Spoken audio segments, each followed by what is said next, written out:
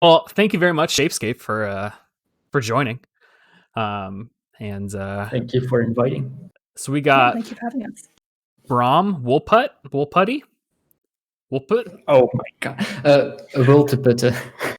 Oh wow, I'm not even close. But don't even try like that. That's just impossible for any English speaker. So how about you do a little intro there, Brom? What you do for Shapescape? Well, I am one of two managing directors, and my job is basically looking over the production from a like more of global perspectives, like looking if all the projects are going well, and then also doing my some building myself, doing some model making myself. Like I'm a bit of if someone needs help, I'll just jump in and go do that. But yeah. Cool. And then what about you, Vanessa? Right, so I'm HR manager over at Shapescape, and I'm also a project leader there. I used to focus on level design a lot, but I sort of, a little bit like Bram, hop in where things are needed. So I do a bit of pixel art too, and sort of just help lead projects and design games.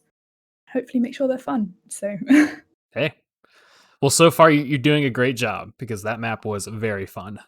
glad to hear it. Yeah. So we'll get into the map a little bit, but this is the second time I've had you on for an interview, right? Shapescape? The first. First was like impromptu though. Or is this the first? Maybe I was wrong. I don't remember ever being on a stream before. Well, then maybe all right. Well, then there we go. It's the first one then. I couldn't remember. There was somebody early on that I had that just like popped on. Maybe that was Spark Squared. That might have been Spark Squared. I think that might have been the case. Yeah. But anyways, happy to have you on for the first time. So we'll do a little. We'll talk a little bit about Spark Squared, and then we'll talk a little bit about the map. So you've been a partner for quite a while now, right? It's been how many years has it been?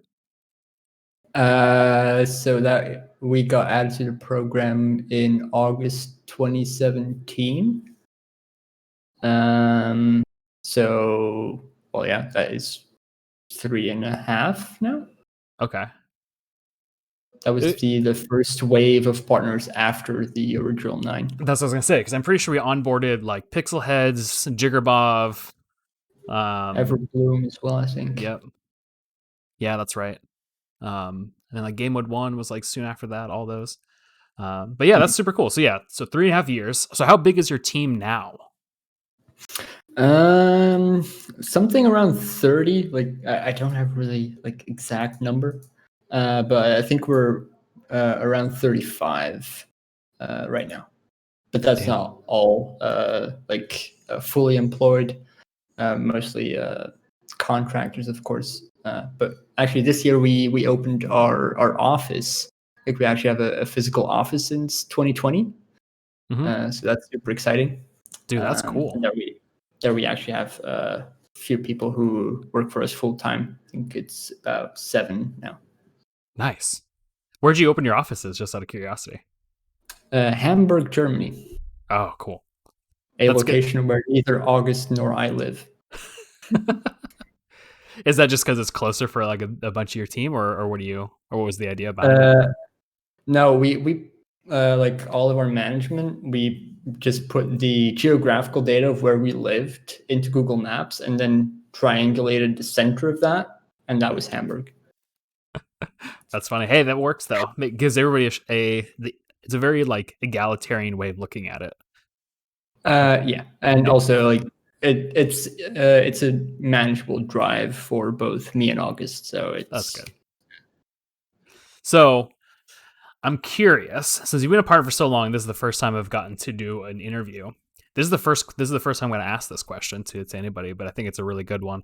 So what are some of the ways the marketplace has changed since you started back in 2017? Well, it's definitely gotten bigger. I think that's the main one.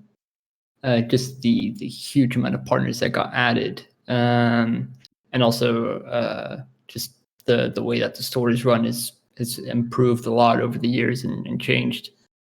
And also just with all the new features getting added, all the different content that's now possible compared to what it used to be. Like it used to be either you do some basic adventure maps, some survival spawns. Minigames are kind of tricky, but it's possible. Cordy actually brings up a good example in the chat. Emailing maps to submit them. That was. You remember filling out that Excel spreadsheet? Yeah. And being very specific that you had to fill in only these fields, because if you filled in any other ones, it'd break. And if you had to a JPEG instead of a JPG, then you'd get a message back from content review failing it instead of the validator, which we were very thankful for. Yeah. I remember I had to run the validator on like your local computer. Yeah.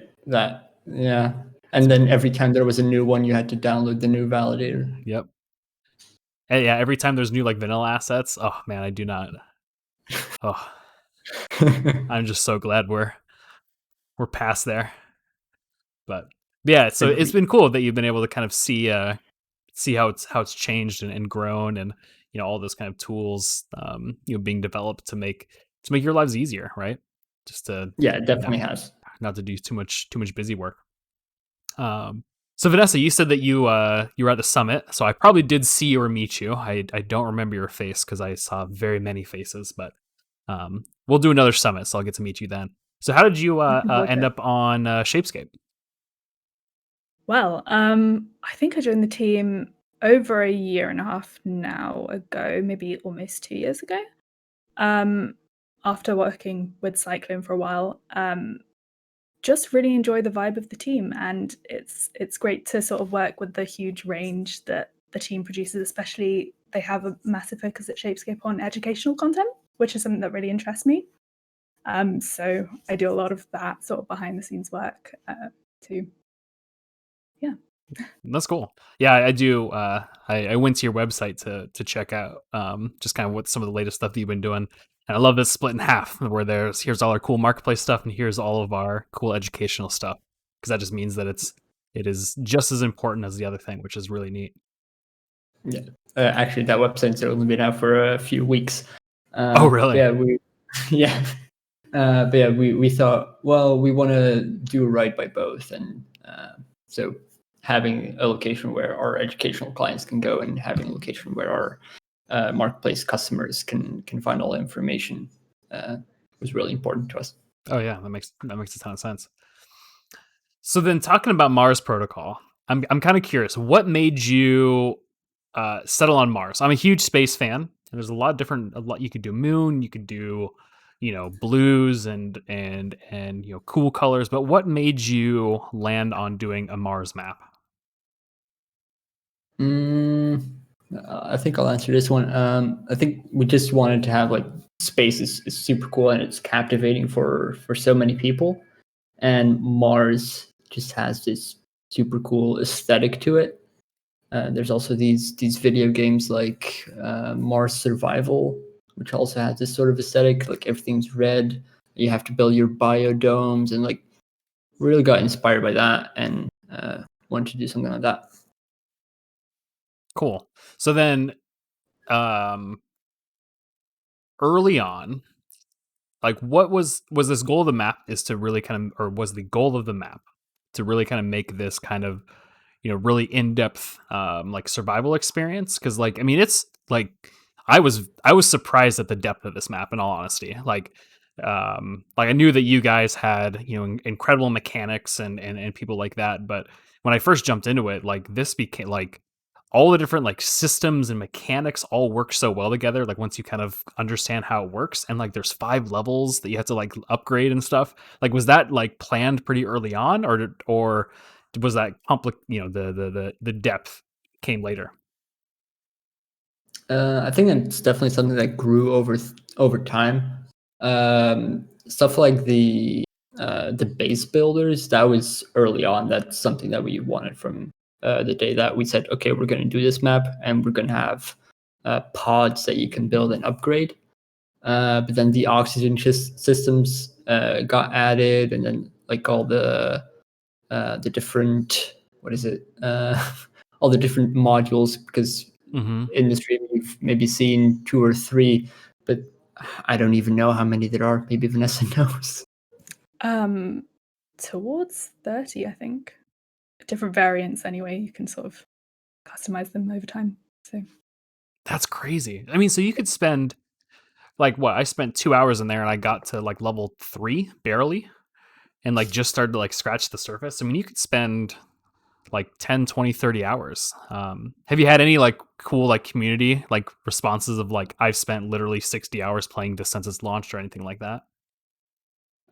It launched like 4 days ago. So if they spent 60 hours, that'd be deeply impressive. That'd be really impressive. You're right. This did launch just this week, so We haven't had such a response yet, but we have had quite a few people saying that they love it, especially the aesthetic and all the expansions. yeah. Well, because like there's so many parts of the building part because I want to touch on that a little bit. Because there was like connectors and up and down. So like, can you actually like play with like height too with your base? absolutely, yeah. So I actually did all the modules myself. And what I wanted was for players to have a fully customizable base. And if you have a look at all the terrain as well, there's a lot of different cliffs and height changes. So I wanted players to be able to sort of get really wild with their creations, which is why they're all the different connecting parts and different module sizes. That's cool. So yeah, so you could basically go and build, you know, like the seed, the starting point of your base, like anywhere, and then just build like up a mountain or something. Then Yeah, absolutely. Or in that volcano that you found. yeah, that was crazy. So I did say I was going to talk about the building, but you mentioned that volcano. Unbelievable terraforming. Like honestly, like, this is some of the best like terraforming for a theme because you know I see people do like terraforming and stuff like that and it looks pretty good but it's all Minecrafty.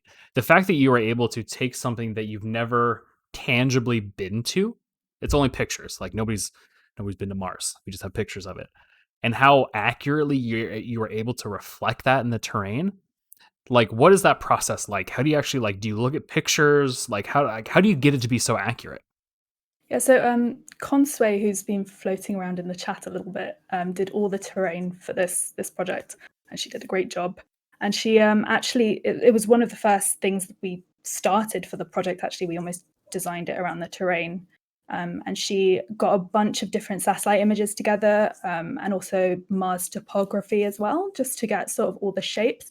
And then she went through several iterations of the design because we wanted to sort of include all the most interesting parts and also like cram them together in this like 5K by 5K space so that players could have the entire range of what Mars could be at their disposal to create things.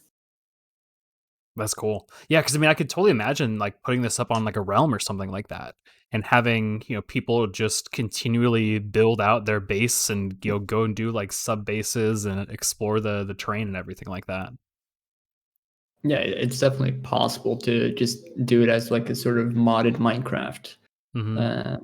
It'd be really fun to play as that. Yeah. And then the other thing that really impressed me was the how you were able to distribute the ore and the different resources too as well. Like when I was first kind of like going to the Mars land or looking at how expensive all the items stuff, I'm like, oh my god, like this is gonna be crazy. But then you start digging into it and you're like, we had like a stack of iron like instantly. So how did you figure out the right you know values of like iron and coal and things like that? Because I assume that's all custom too. Yeah, so Consway did all the ore additions, and then we also sort of did a lot of testing with the economy afterwards. We didn't want to make it too easy and like too similar to vanilla survival. We wanted to make it a bit of a challenge because you are on Mars after all. Um, oh yeah, Consway is just commenting in the chat.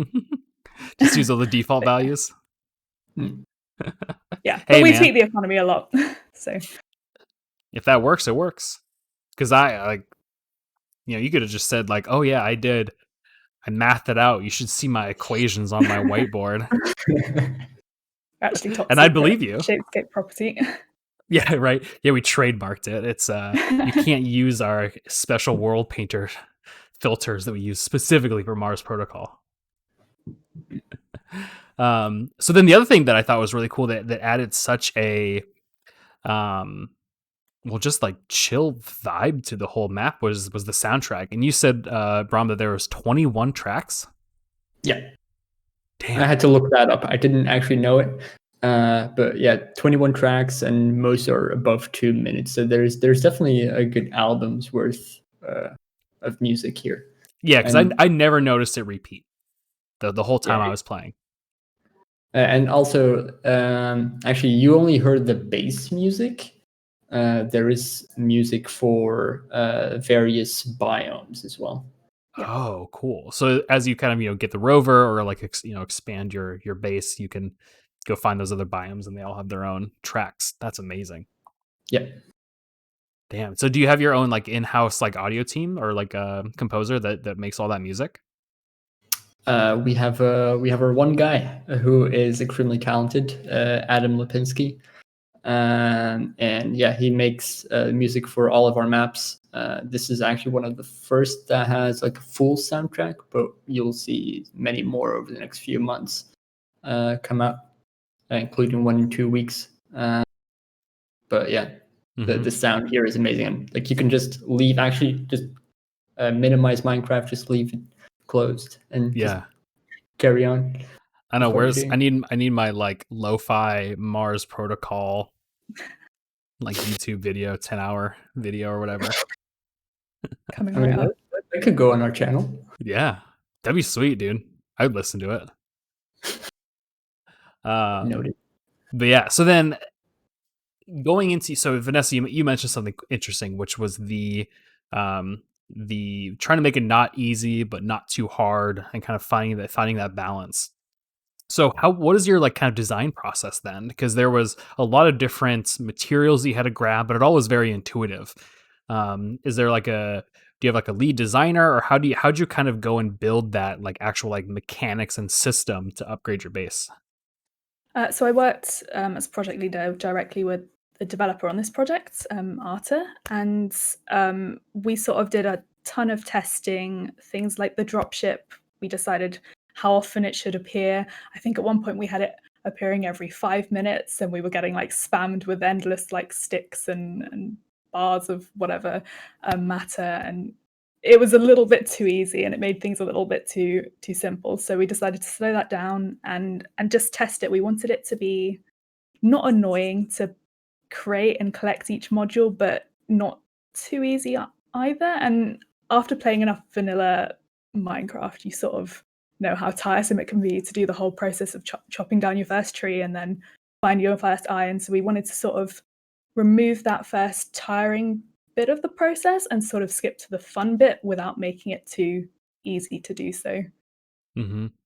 No, that's cool. Yeah, because that was the thing that I liked about it, was like you just jumped right into it. So you got that first drop ship, which was an incredibly cool and cinematic experience, because it's just you're dropped here and you're like, I know I got to make tools.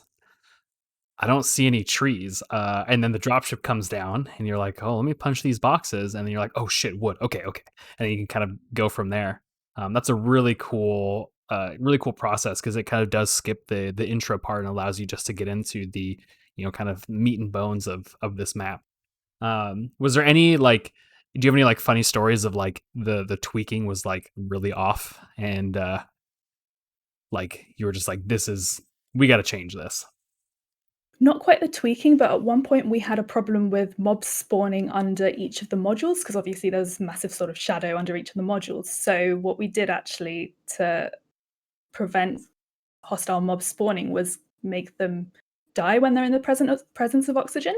So I'm not sure if you noticed, but the oxygen cloud sort of acts as a protective bubble as well.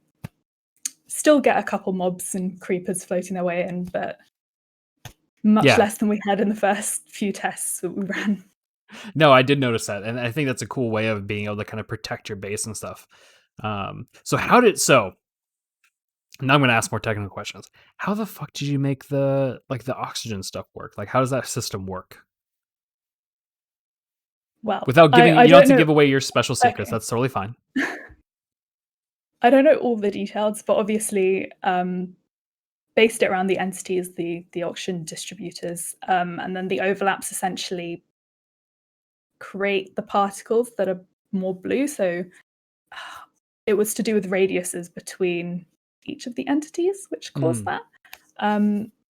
Also took a bit of testing to get right because we couldn't make it too hard or too easy. So a lot of tweaking went into that as well. Yeah, because it was. Oh, go ahead, Brom. Sorry, I can't even reveal the secret because Arthur to me is a magician with these things. Like, oh, I came up with this system to have oxygen in this map. Like, what? How? Oh, I just did it. I just figured it out.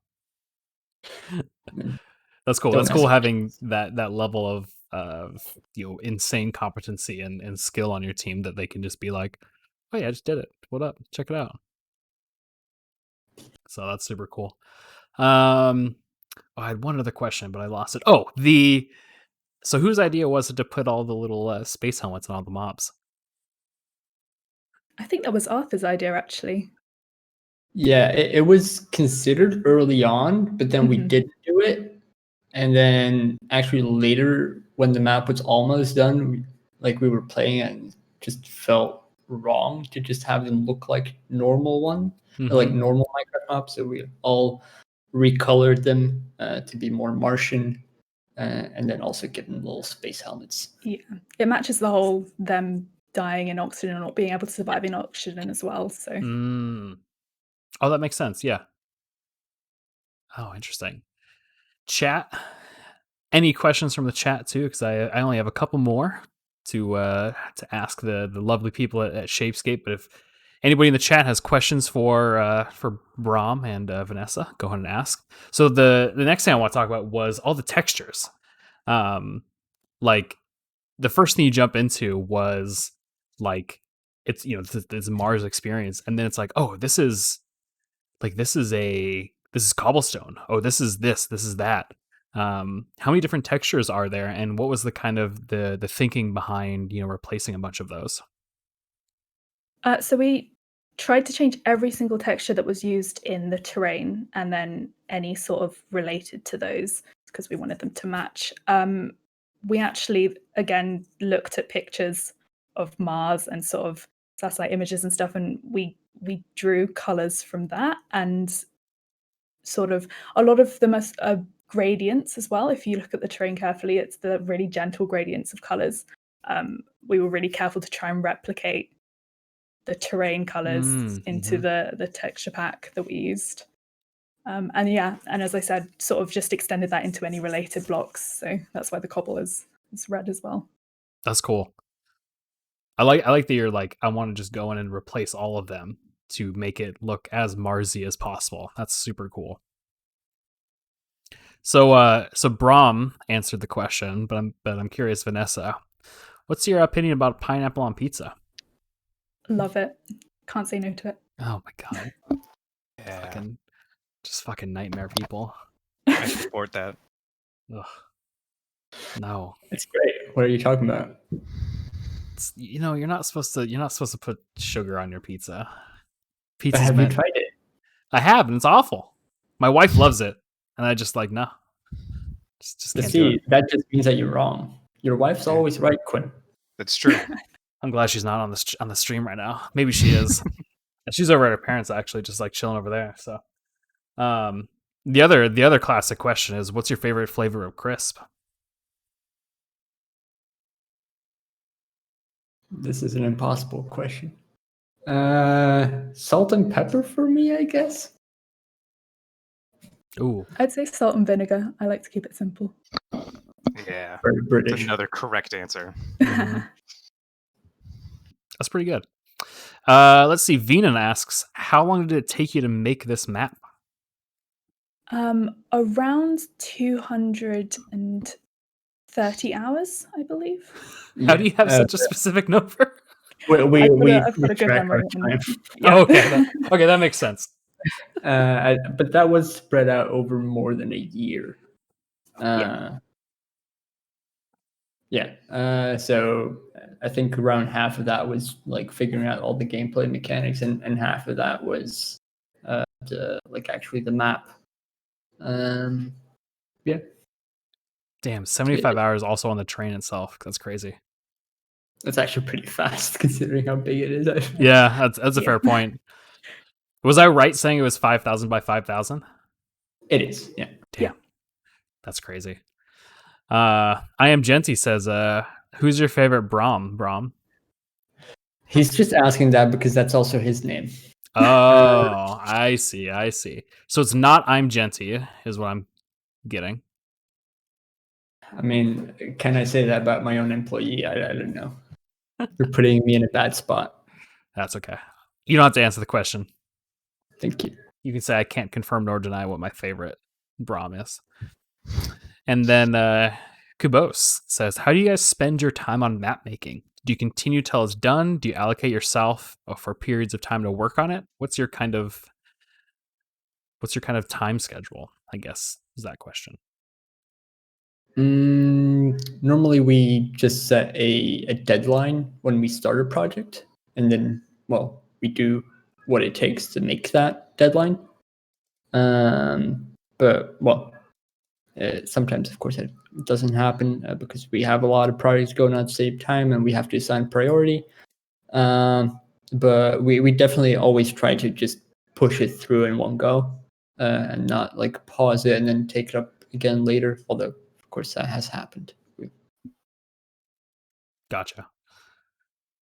Well, cool. Those are all my questions that I had. I was just blown away by how, like, I wasn't really sure what to expect. I watched the trailer. Ooh, that's a great question. Devon says, if you could redo this project, what changes would you make?